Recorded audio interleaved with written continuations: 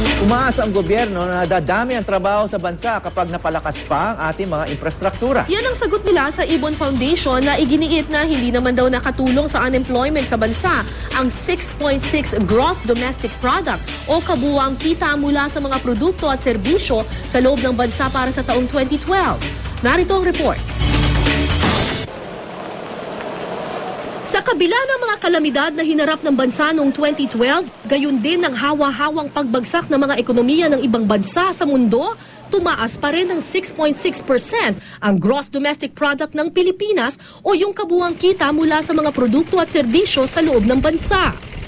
Bukod sa mas malaki yan sa target ng Pilipinas at mas malaki kumpara sa itinaas ng ating GDP noong 2011, nalagpasan din daw niya na ang itinaas ng kita ng ilang bansa sa Southeast Asia. Pangunahing contributor sa paglago ng ekonomiya ang industry and construction sector na tumaas ng 6.5% noong nakaraang taon. Lumaki rin ang kita ng mga BPO and services sector kung saan kabilang ang mga call center agent sa kabila ng pangambang maaapektuhan ito ng lumalakas na piso. Lumaki rin ang kita ng agrikultura sa kabila ng mga bagyong nagdaan sa bansa noong 2012. Bagamat pantay lang ito sa itinaas ng kita ng sektor noong 2011. After seeing the commitment of the President to make reforms, to make governance as its platform for developing the country, I think that people see the seriousness of the intent, and that's what has gotten this resurgence of confidence in the economy.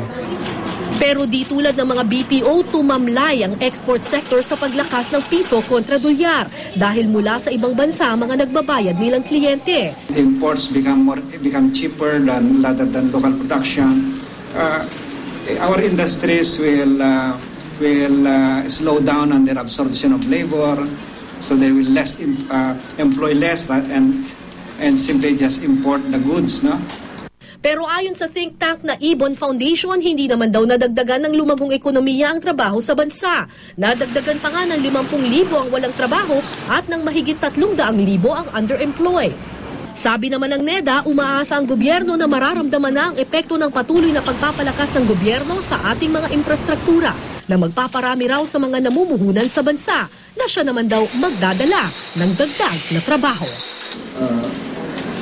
To accelerate spending in infrastructure,